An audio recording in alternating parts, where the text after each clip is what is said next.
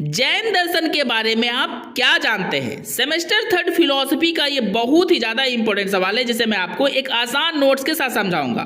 दोस्तों, मेरे इस नोट्स को आप अपने एग्जाम में हूबहू लिख सकते हैं, कहीं कोई दिक्कत नहीं होगा। अगर मेरा ये नोट्स आपको अच्छे से समझ में आया तो आप मेरे चैनल को सब्सक्राइब करें, वीडियो को लाइक करें और शेयर करके अपने दोस्तों की भी मदद जरूर करें। चलिए आंसर को डिस्कस करते हैं। जैन धर्म के संस्थापक, जैन धर्म के 24वें तीर्थकर महावीर स्वामी को माना जाता है। मतलब बड़ा सीधा सा है दोस्तों, जैन धर्म की स्थापना करने वाले महावीर स्वामी ही थे और महावीर स्वामी से पहले जैन धर्म में 23 तीर्थकर हो चुके थे और महावीर स्वामी को ही जैन धर्म का अंतिम तीर्थकर माना जाता है, क्योंकि इनके बाद कोई भी जैन धर्म में तीर्थकर हुआ ही नहीं। महावीर जैन धर्म के अंतिम तीर्थकर भी थे, जैसा कि मैंने आपको पहले ही बता दिया था। 6ठी शताब्दी ईसा पूर्व में इस धर्म का विकास हुआ और इसी समय ही बौद्ध धर्म का भी विकास हुआ था। इसलिए दोनों धर्मों को एक दूसरे का समकालीन माना जाता है। मतलब 6ठी शताब्दी ईसा पूर्व में भारत में दो धर्मों का विकास हुआ, यानी दो धर्मों का जन्म हुआ। एक था बौद्ध धर्म और दूसरा था जैन धर्म। और इन दोनों धर्मों का विकास यानी जन्म एक ही समय में यानी एक ही शताब्दी में हुआ, इसलिए दोनों एक ही समय के हुए और एक ही समय के होने के कारण इन्हें समकालीन माना जाता है। आई होप दोस्तों आपको पहला पैराग्राफ अच्छे से क्लियर हो गया होगा। तो चलिए पैराग्राफ को चेंज करते हैं और इसे अच्छे से और डिस्कस करते हैं। ऋषभदेव जैन धर्म के पहले तीर्थकर थे, परंतु महावीर ने ही इस धर्म का प्रचार प्रसार किया, जिसके कारण जैन धर्म का विकास हुआ।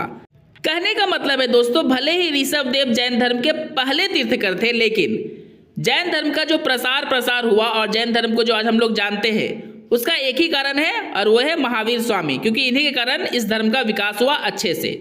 जैन धर्म बौद्ध धर्म की तरह ही वेदों का खुलकर आलोचना किया करते थे। मतलब हिंदू धर्म में जो दोस्तों वेद है, पुराण है, उपनिषद है, इन सभी का विरोध भगवान बुद्ध यानी बौद्ध धर्म वाले भी करते थे और जैन धर्म वाले भी किया करते थे। मतलब दोनों ही धर्म के लोगों ने वेदों का, पुराणों का और उपनिषदों का जमकर विरोध किया। उनका मानना था कि वेदों का कोई खास महत्व नहीं होता, ये लोगों में भेदभाव उत्पन्न करता है और भी बहुत चीजें थे जिसे ये लोग माना करते थे और इसलिए ये वेदों का काफी विरोध किया करते थे। जैन दर्शन वेद विरोधी थे, इसलिए इस दर्शन को नास्तिक दर्शन कहा जाता है।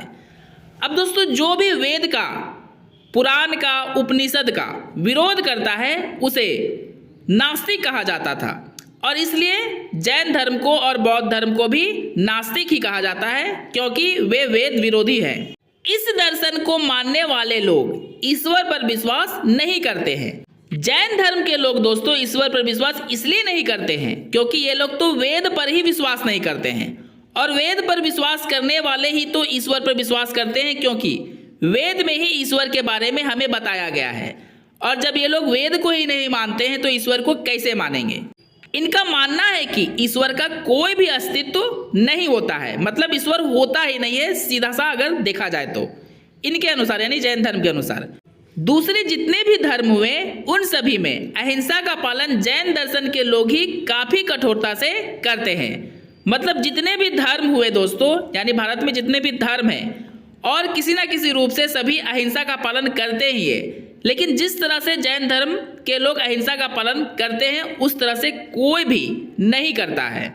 ऐसा इसलिए माना जाता है दोस्तों क्योंकि जैन धर्म वाले लोग पहले अगर रात में अगर बाहर जाते थे तो नीम के एक झाड़ यानी नीम के पत्ते का एक झाड़ ले लिया करते थे और उससे झाड़ते हुए मतलब रास्ते को साफ करते हुए धीरे धीरे आगे बढ़ा करते थे, ताकि किसी भी प्रकार के जीव जंतु की हत्या उनके द्वारा कुचल जाने से ना हो जाए।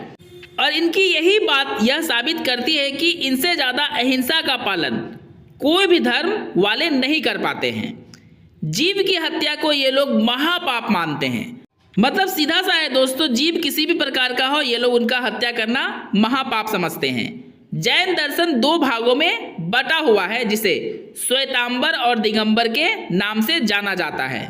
दोस्तों, जैन धर्म का दो भागों में यानी श्वेतांबर और दिगंबर में बंटने के कारण जैन धर्म के शिक्षा यानी दर्शन का है, जिसका पालन कठोरता से करना पड़ता है। जब लोग समय के साथ साथ नहीं करने लगे तो ये धर्म दो भागों में यानी श्वेतांबर और दिगंबर में बट गया। प्रमाण शास्त्र और दर्शन शास्त्र में जैन धर्म का योगदान काफी महत्वपूर्ण है। मतलब इन दोनों शास्त्रों में जैन धर्म के जो योगदान है दोस्तों वो सराहनीय है, काफ़ी प्रशंसा के लायक है। इस दर्शन के मानने वाले लोग जाति व्यवस्था के भेदभाव के विरोधी है। मतलब इन्हें जाति के द्वारा जो भेदभाव उत्पन्न होता है उसे ये लोग पसंद नहीं करते हैं, इसका विरोध करते हैं। दोस्तों नोट्स समझ में आया हो तो कमेंट करके जरूर बताएं और इसी तरह का नोट्स के लिए चैनल को सब्सक्राइब करें, वीडियो को लाइक करें और शेयर करके अपने फ्रेंड्स की भी हेल्प जरूर करें।